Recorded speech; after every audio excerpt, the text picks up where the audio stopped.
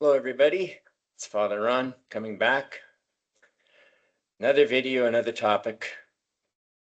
This one is in response to a question that was asked on another YouTube video that I saw, which I thought I'd throw my 2 cents into, and you can tell me if I'm clinically insane or something or better, hopefully. And that has to do, the question was this: why do I have to, if communion is for the remission of sins, why would somebody have to go to confession or say the prayer before communion, et cetera, et cetera? It was asked of a priest, and that priest gave a very good answer, by the way. And I can link that video in my description. Excuse me. There was one part that I thought he was lacking. He did mention it, but I'm gonna emphasize it. That's the difference. So he actually mentioned what I'm gonna say, but I'm gonna emphasize it, and that is the part in the liturgy where the priest comes out and says, "In the fear of God and with faith and love, draw near." Sorry. And how that priest said it, he said that Christ invites us. He did say it as a command, and that's what I want to talk about today. Christ, well, shoot, when Christ says anything to us, it's command. I'm going to say that right off the bat. But that's not how we hear it, though. When the priest comes out and says, "In the fear of God and with faith and love, draw near," I'm going to say, I'm a priest. I distribute communion. I have for 26 years now.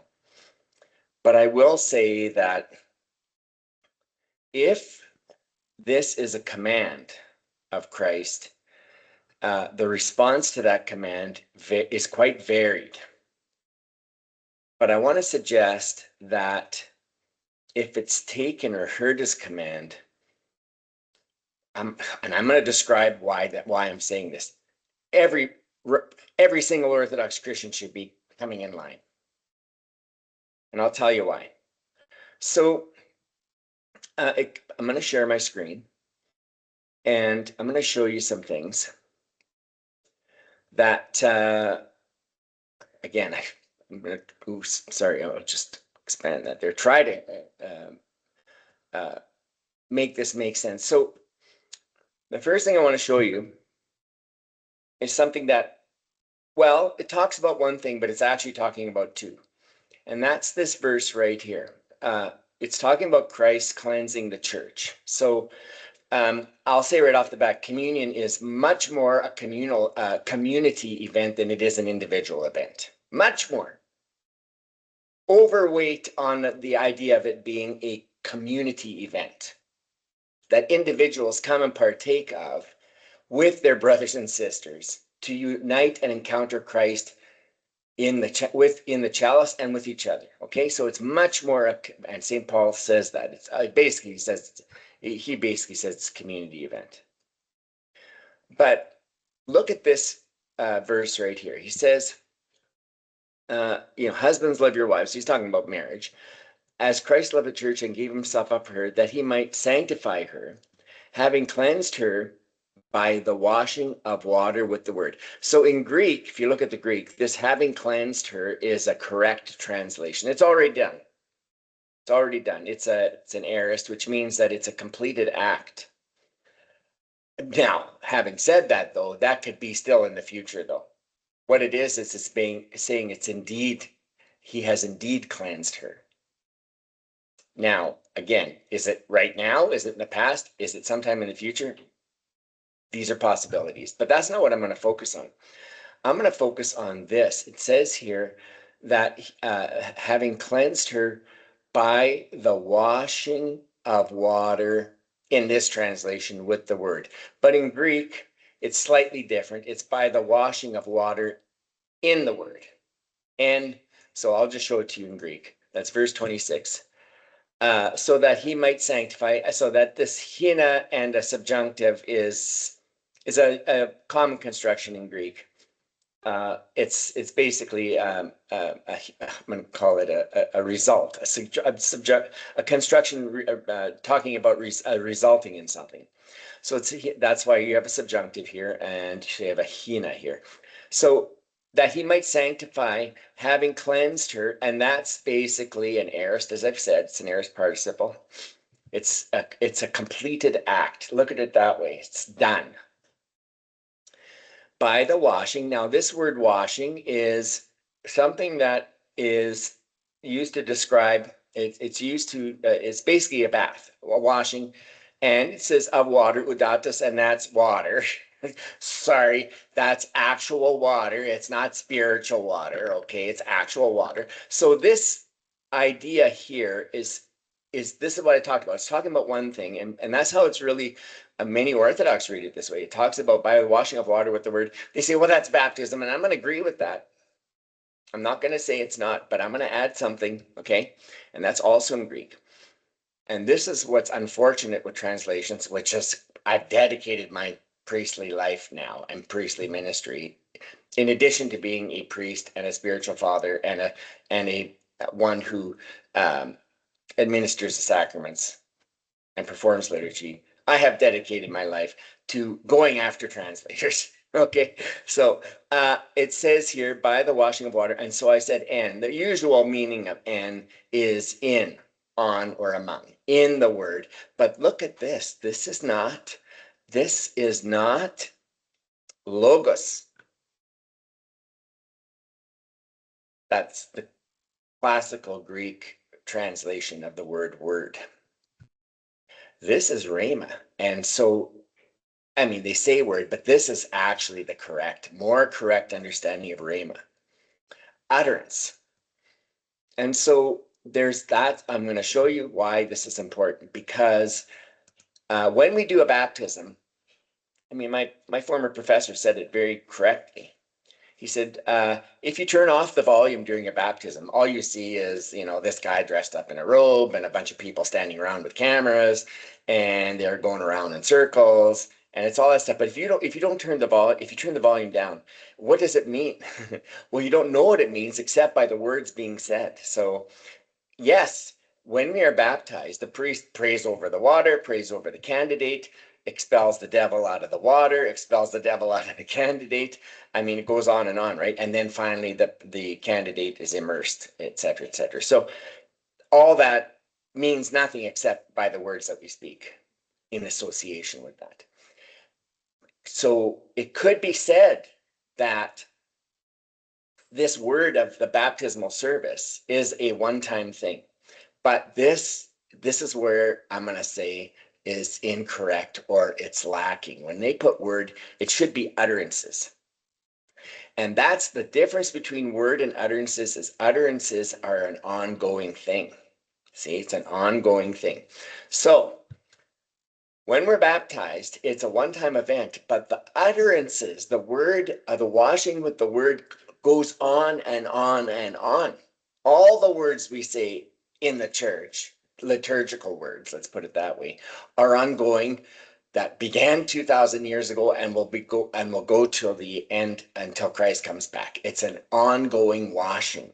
Okay, so when we go to the liturgy, we are being washed.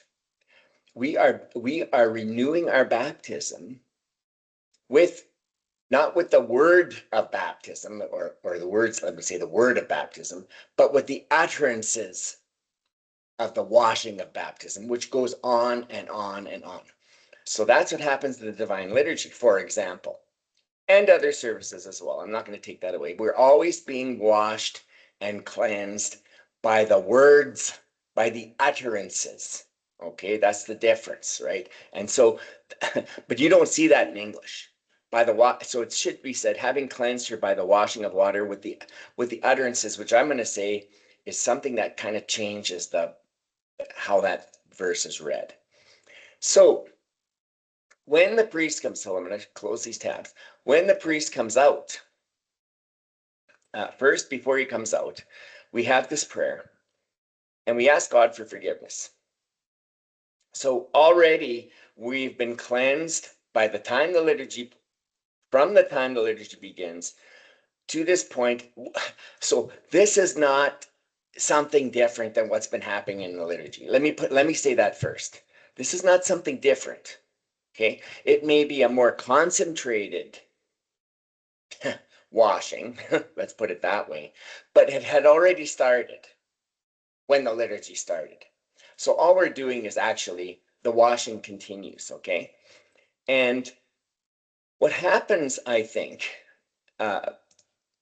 is that the priest comes out and says the words, these words of Christ's command that come forward in the fear of God and with faith and with love.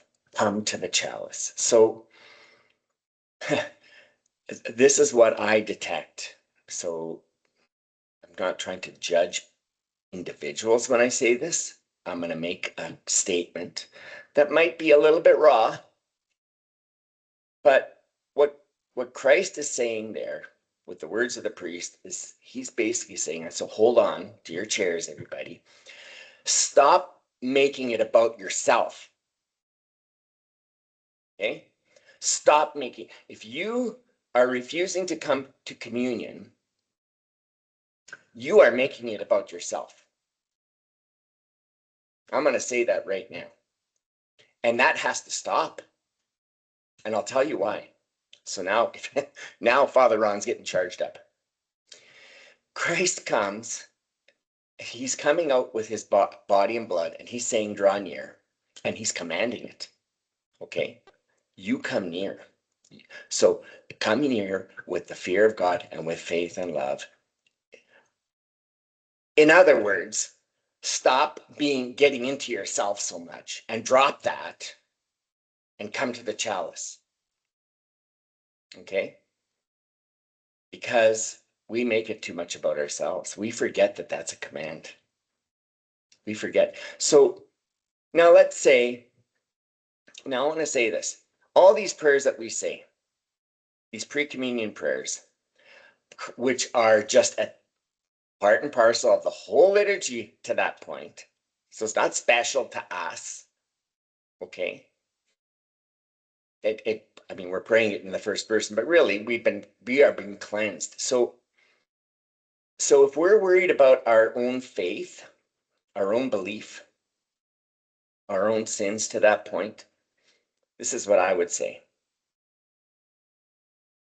That at that moment, that's not the issue. That has to be dropped. That has to be dropped. If we've neglected to go to confession, if we've neglected to pray these prayers, our pre-communion prayers, Christ is saying, okay, drop that already and come up. Because here's the real thing. You have to ask yourselves, if we are not coming up to communion, I'm going to ask, I think this should be asked of everybody else. Well, let me rephrase. Why did Christ come? Why did he bother to come? Why? I mean, now I'm beginning to understand myself why he said, how long do I have to be with you? How long do I have to be with you? Already he has expressed exasperation in us, but he pushed ahead. He pushed ahead and took up that cross and died for our sins. And now he's coming out, having done that with his broken body and blood in that chalice, having done all that. And we're going to make it about ourselves suddenly. I mean, like, sorry, I can hardly believe that. We are making it about ourselves when we refuse to come. If we've come to the liturgy, and we should stand, no matter what, we should stand there and allow ourselves to be cleansed and go to communion. Now, I will show you, again, I'll share my screen, because the pre-communion prayer in the Greek tradition is quite nice. It's not in the Slavic books. So up until this point, I believe and confess that you are true. So these prayers, we should be reading them. Let me rephrase, we should be praying them, but if we don't pray them, we should be reading them. If we don't feel them, we should be reading them. Okay? Because it's not about us. Okay? You think it's about us. Oh no, God's forgiven us already. You think about that. But there's this line here. This is what's in the Greek books, which I wish was in everywhere. How shall I, who am unworthy, enter into the splendor of your saints? If I dare to enter into the bridal chamber, my clothing will accuse me, since it is not a wedding garment, and being bound up, I shall be cast up by the angels. In your love, Lord, cleanse my soul and save me. Well, you know what? That's basically it. Christ has come and he's already done this. He's already saved us. He's already saved us. He's already forgiven us. And this is a reminder of that. And he's washing us with his words continually, those utterances I talked about.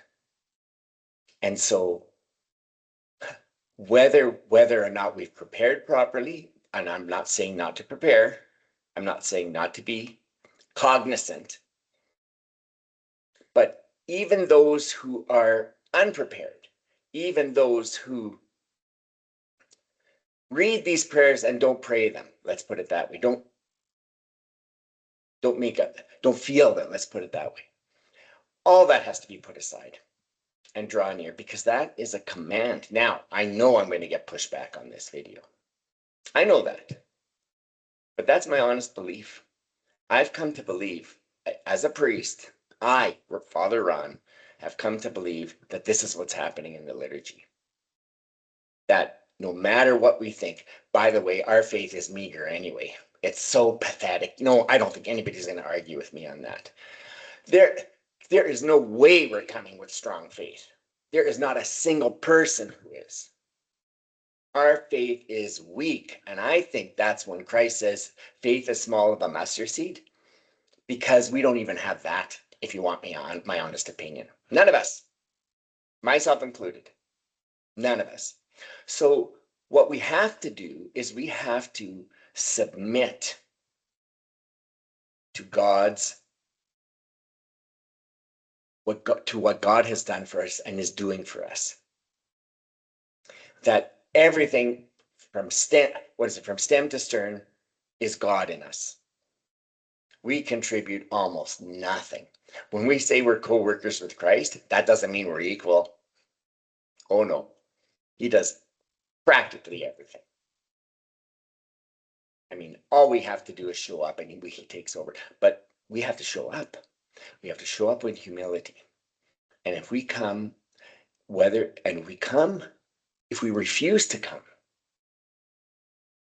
to me, that's a bigger deal than anything, than these prayers.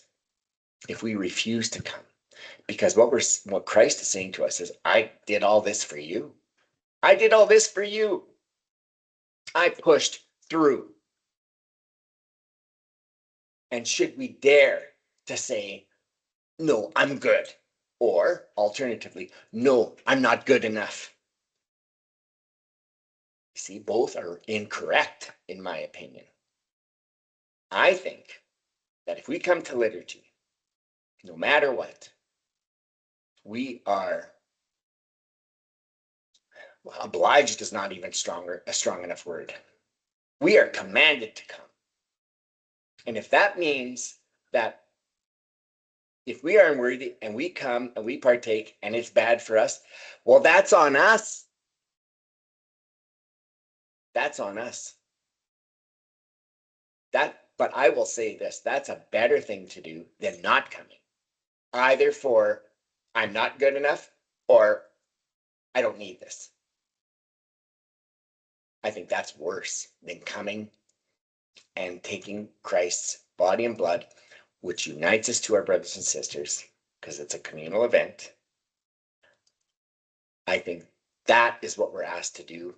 And then what happens after that, God will deal with that one way or another.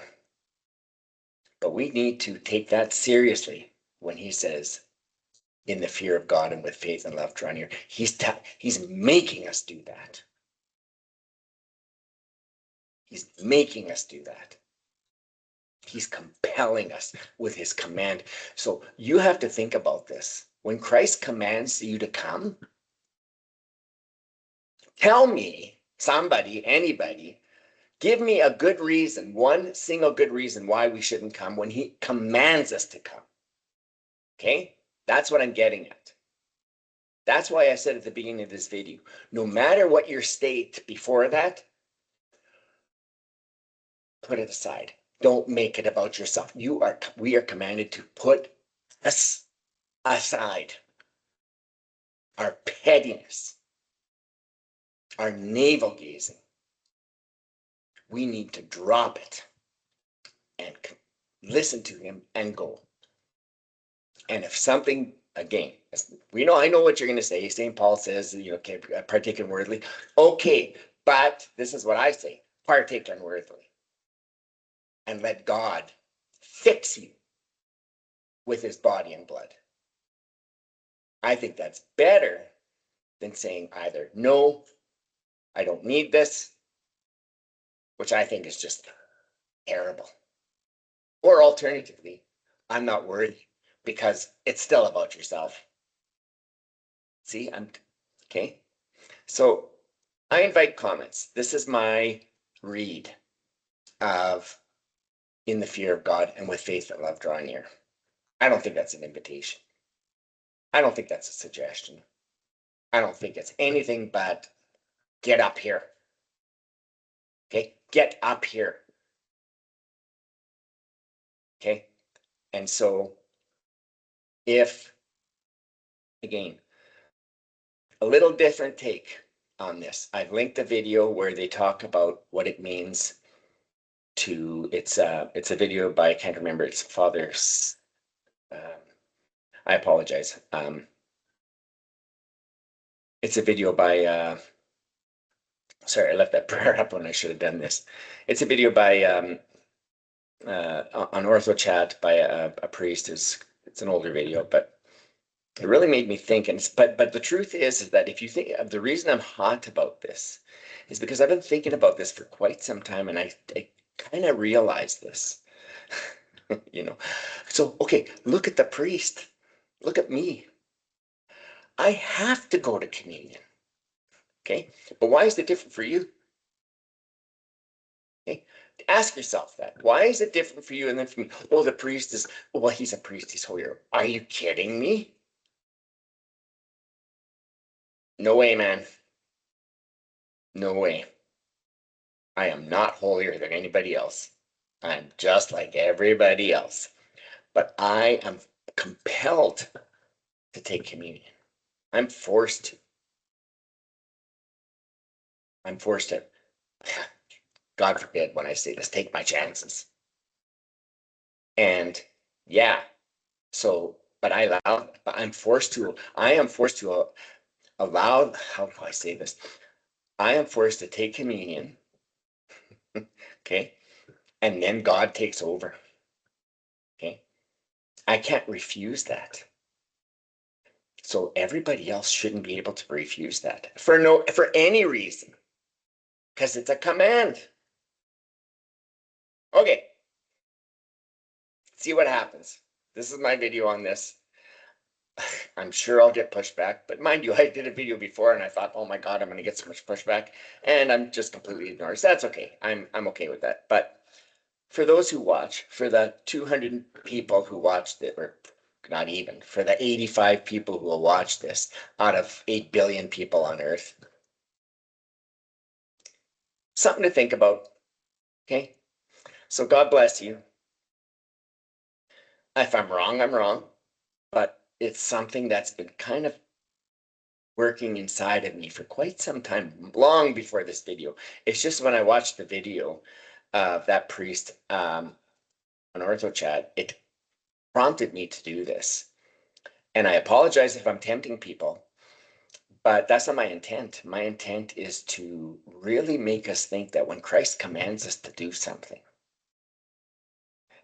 So, this is not off on the side somewhere where, Christ commands us to love the poor and, well, is anybody watching or whatever, or don't feel like it that day. I mean, it's a little bit less consequential, but we're in the liturgy when he commands us to do that. And there's one guy in the liturgy who is doing what we all should be doing. He's forced to, and we should be forced to too, right? We in the pews, so to speak, should also be forced to do that. Okay? Because I'll tell you right now, the priest does not go to confession before every communion.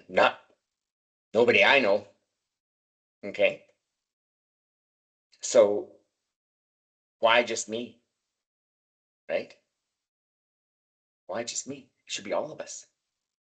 So think about these things and please, what is it? Like, subscribe, comment, all that stuff. But really, this may seem controversial, but it's not meant to be. It's meant to really make us think. Now, if I'm wrong, I will repent. Absolutely. If I need to be corrected, I will come and correct it.